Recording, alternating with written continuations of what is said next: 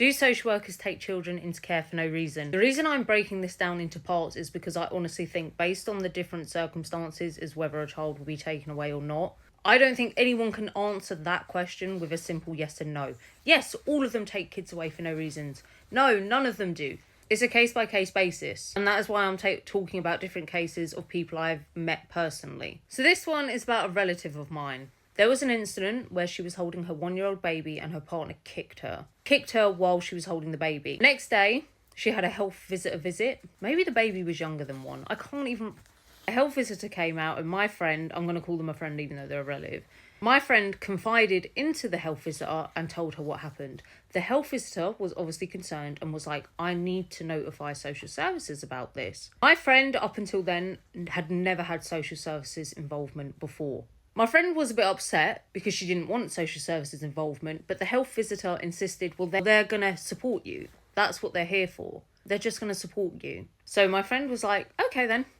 Tell them. A week later, her child was put on a child protection plan. Her partner wasn't even living in the same country as my friend. He lived in a different country and he would come over and visit to see the child. Social services put that baby straight on a child protection plan, which was crazy to me because at the same time, my child was on a child in need plan, and I actually saw the reasons my child were on a child in need plan. I would say that reason was more severe than my friend's. Social services also said to my friend, we need your passport so that you can't go out and see the man. Obviously, I'm paraphrasing and shortening, making this story shorter than what it was. But my friend was like, no, unless a court orders me to give you my passport, I'm not giving you my passport.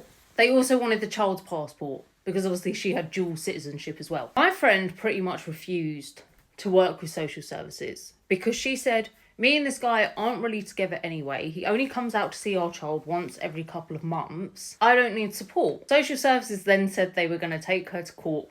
And they did. They gave her a court date and they said, we'll take you. On the way to court, and again, sorry, I've shortened everything because I don't want to go into it too much because I'm actually still friends with this person, so I'm not going to air out everything. On the way to court, social services were like, let's stop at your house and get the passport because they definitely will demand that you take it away. And she was like, nope. What I don't think they fully understood was my friend was a solicitor with years experience. When they got to court, what they didn't realise was my friend had written the judge a letter. And they did not like that. She went over to one of the assistants, I don't know, clergy if you call them that, and said, can I give this letter to the judge? And the social worker's like, wait, what is that? No, we haven't seen that. My friend walked over straight to the judge, gave him this letter. The judge looked at all the evidence social services had. Social services wanted this child to go into foster care. That's what they were asking. They were trying to get a court order to remove the child from my friend's care. The judge looked at all the evidence social services had. They looked at my friend's letter. He dismissed the whole case. He threw it out of court. He was like, I don't want to hear any of this. I don't need to hear any of this. This child don't need to be removed. Social services, my friend said that social worker seemed so pissed. Because I think they felt like idiots. Like, imagine trying to get a child removed and the judge is like, what are you actually doing? Bye. I don't know what evidence social services had written down. This is what I need people to remember. When people say social services remove children, you need to remember it's not just a social worker. Managers would have had to sign off on it. Judges have to sign off on it. Do I think social services write inaccurate records? Yes, I do, in some cases. I've been a victim of that. When I was 14, I tried weed 3 times, maybe 4 times. And I let a social worker know, and I said, I hate it. So I'm never going to try it again, I hate it. I didn't realise they wrote in my records I'm a cannabis user.